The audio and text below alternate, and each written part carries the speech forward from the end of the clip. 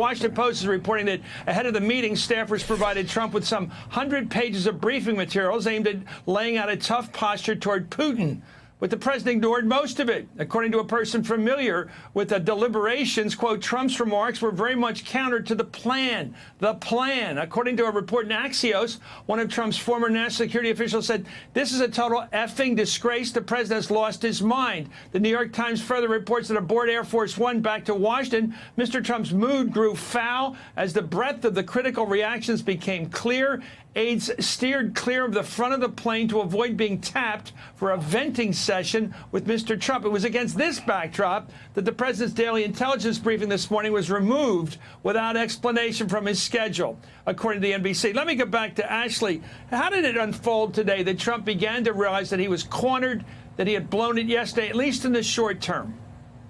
So the president was upset flying back even yesterday on Air Force One with the blanket negative coverage. At that point, he wasn't upset with the summit, but he didn't like how it was being covered. And he was kind of surprised and shocked and then again frustrated by even some of his traditional Republican allies, including Fox News, being quite critical of him. One thing I'm told is that there was a tweet yesterday by Newt Gingrich, who is someone who is a staunch ally, who always defends this president, even criticizing him, and that really rattled Trump.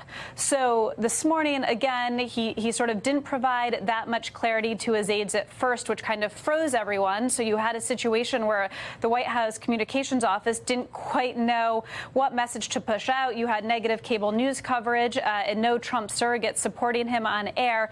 And finally, with some nudging by aides, the president did, under what looked like a bit of duress, arms crossed, sort of reading verbatim, read that statement, although, as you pointed out earlier in the show, he did make his own notations and tweaks and flourishes in the margin. Well, in contrast to the president, Senate Majority Leader, to make your point, Leader Mitch McConnell said today that Congress is united in standing behind NATO and offered a message of warning to Russia. This is Mitch McConnell here. So make no mistake about it. I would say to our friends in Europe, we understand the Russian threat.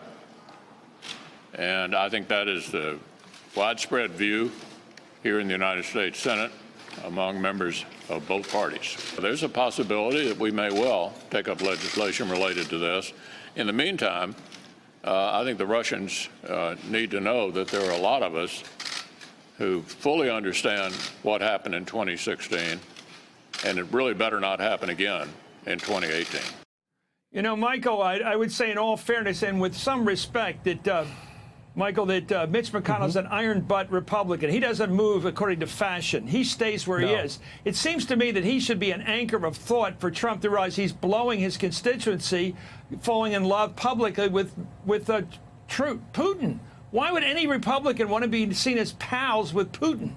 Well, it's because that's what's been brought into the party, and in large measure, everyone's kind of fallen in line with that. You know, you look at the polls that now show that that Putin is growing in popularity among Republican circles. Yeah, but relatively, 25% compared to 60-some percent. I know it's growing, but Chris, it was 16, and now it's 25, so it's gone up almost 10 points, and that's the anchor for Trump. You're right. Mitch McConnell, of all the leaders in the House and the Senate, is that one anchor that the president should be listening to. But as we saw with the piece of paper, even when you give him the script to save his behind, he's going to write something in the margins, and it's going to take it someplace it doesn't need to go. Thank you. And by the way, it's disappearing ink, and we all know that. 2 days from now, he'll be back where he wants to be with Putin. Thank you, Ashley Parker. Great reporting by the Post again. Michael Steele, sir, thank you for your inside view of the Republican Party, which I think you're still a member of, and Malcolm Nance for the knowledge of the spook world, the spy world, which I got to tell you is we're getting increasingly into a world of spies, i.e. Putin. We got to understand these guys. Hey there, I'm Chris Hayes from MSNBC. Thanks for watching MSNBC on YouTube. If you want to keep up to date with the videos we're putting out, you can click subscribe just below me, or click over on this list to see lots of other great videos.